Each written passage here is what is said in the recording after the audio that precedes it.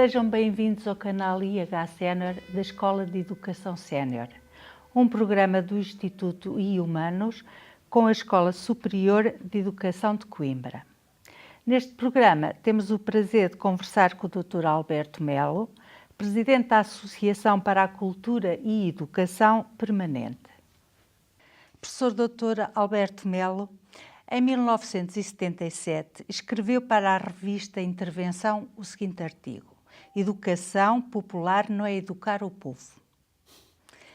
Pode explicar-nos a mensagem que pretendeu passar nessa altura e se será uma questão que se coloca nos dias de hoje? Sim, a principal mensagem era dizer que ninguém educa ninguém. Cada pessoa educa-se a si mesmo. Apoiada, acompanhada, com facilitadores, com um contexto que seja o mais educador possível. Sim, senhora, também ninguém se educa isoladamente. Educa-se, sim, no convívio, no contacto, na comunicação com outros, com a sociedade em geral, com o mundo físico, com as coisas, com os objetos. As pessoas vão se educando. E que a educação de adultos, quanto a mim também, deve ter isso em perspectiva, não é termos uma sala de adultos a ouvirem alguém que lhes fala do estrado, da mesa, mas que a educação de adultos é fundamentalmente uma educação feita pelo diálogo, pela conversa em grupos, por projetos em que os adultos estão envolvidos, projetos de todo o tipo, e que a educação se processa assim. Portanto, educar o povo era muito no sentido mais quase de propaganda, o que se fazia até antes do 25 de Abril, grandes campanhas de propaganda, dizendo que Angola, Moçambique, etc., eram províncias de Portugal, tal como o Minho ou o Algarve. Portanto, isso não é educação, isso efetivamente é propaganda, não é? E hoje em dia acho que o mesmo problema se pode colocar. Não fazermos da educação de adultos um mero processo de escola e transpor um figurino escolar e escolar no pior sentido. Também há muitas escolas em que aplicam uma pedagogia ativa, em que as crianças não estão só lá para ouvir e calar. Como defensor de que os saberes das comunidades podem ser utilizados como matéria-prima para o ensino e desenvolvimento de aprendizagens significativas dos indivíduos, pode explicar-nos em que aspectos isso poderá acontecer?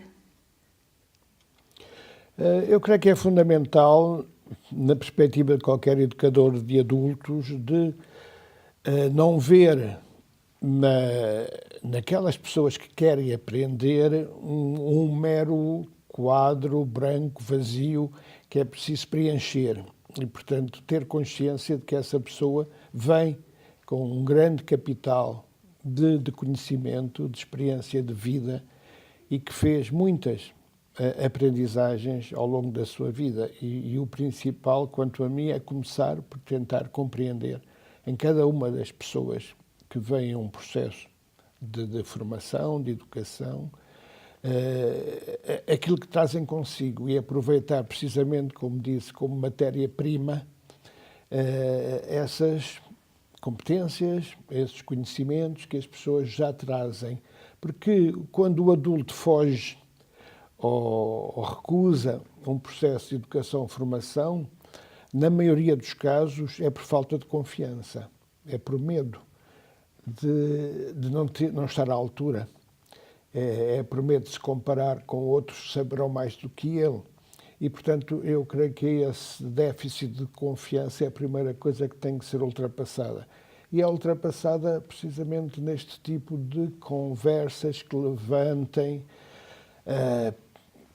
histórias de vida e que levam a pessoa a reconhecer e a ter consciência que, afinal, lá por só ter 4 anos ou 3 anos de escolaridade, não é um ignorante, pelo contrário, é uma pessoa que aprendeu muito e que sabe muito. E logo que tem essa consciência, a pessoa fica aberta para aprender mais. Fica aberta, a sua curiosidade também desperta e ganha confiança que vai ser capaz de aprender.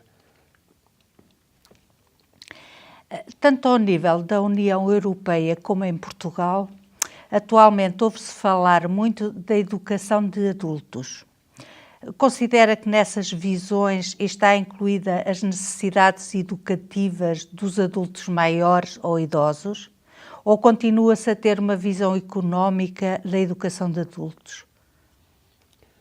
Sim, digamos que já houve períodos em que se falou ainda mais da educação de adultos, especialmente até através da Unesco, da OCDE, e a própria Comissão Europeia falava da educação de adultos numa perspectiva, a meu ver, mais abrangente e holística, numa educação para todas as pessoas, mas também para a pessoa no seu todo.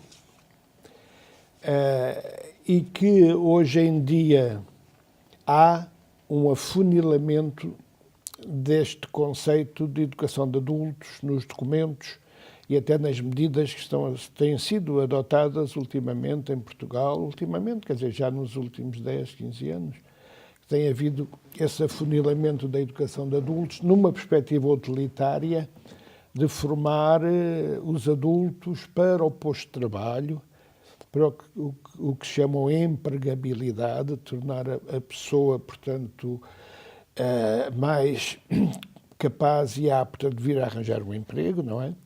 Quando o fundamental, a meu ver, na educação permanente, que foi um conceito lançado pela Unesco no princípio dos anos 70, é um conceito derivado do direito à educação, como um dos direitos fundamentais das pessoas. E o direito à educação é um direito que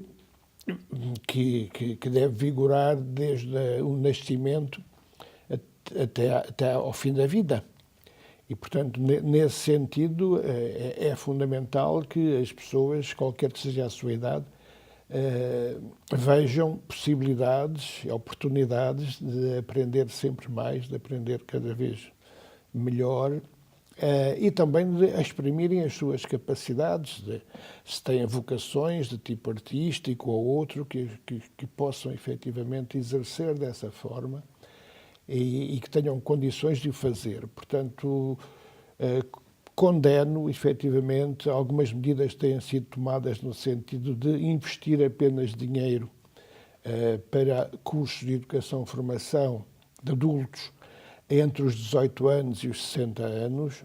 Eu creio que isso realmente é um atentado ao direito à educação por parte das pessoas séniores. Certo. Por hoje é tudo. Acompanhe o nosso trabalho no canal IH Sénior, nas nossas contas do YouTube e do Facebook. Obrigada pela vossa preferência. Até uma próxima oportunidade. Muito agradecida. Muito obrigado.